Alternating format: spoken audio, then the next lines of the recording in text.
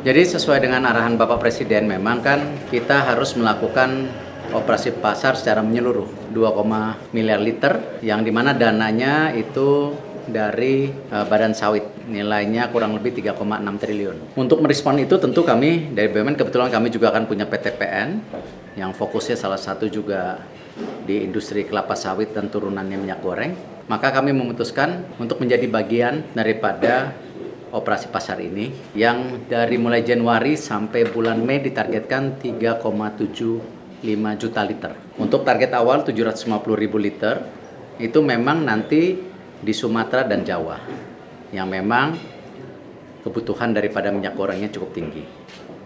Tadi saya sempat melihat juga yang ada di Kabupaten Batubara dan tadi lokasi yang di Kabupaten Toba juga saya sudah saksikan. Saya rasa ini yang kita akan terus coba jaga.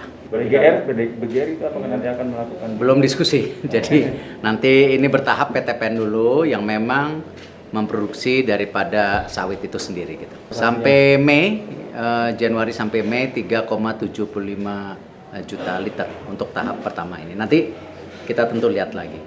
Tentu kalau kita tidak terjebak di merek nanti, bahwa kalau brand Nusa kita itu kan memang merek daripada resmi perdagangan daripada PTPN.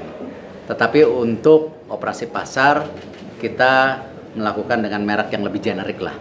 Supaya ini toh memang membantu masyarakat itu sendiri. Mungkin saya juga tambahkan, hari ini kita juga melihat bagaimana persiapan integrasi Kuala Tanjung sebagai pelabuhan yang besar di Sumatera ini. Dan tentu sungguh menyedihkan kalau kita tidak introspeksi diri, tidak membangun daripada ketahanan logistik kita. Dimana kalau kita lihat di segitiga emas daripada Selat Malaka itu, ada Singapura, Indonesia, dan Malaysia. Singapura menguasai pasar hampir 60%, Malaysia 38%, Indonesia di Selat Malaka hanya 2%. Padahal kalau kita lihat Kuala Tanjung ini yang tentu diminta oleh Bapak Presiden sebagai proyek strategi nasional sangat cukup bisa berkompetitif. Di mana kedalamannya saja itu 15-17 meter. Tetapi yang jadi masalah memang kurang terintegrasi. Nah, karena itu kita tadi coba mengintegrasikan antara kawasan industri Semangke dengan kawasan industri yang di Kuala Tanjung, tetapi kita bangun rel keretanya. Jadi sebagai kereta barang fasilitas itu. Saya berterima kasih tadi, makanya apresiasi ketika Pelindo, PTPN yang juga mempunyai lahan bersama kereta api bisa berintegrasi memperbaiki sistem logistik kita. Yang saya rasa sangat punya potensial, apalagi Pelindo baru saja merger 1, 2, 3, 4 yang mempunyai kapasitas nomor 8 terbesar di dunia dalam segi kontainer itu sendiri.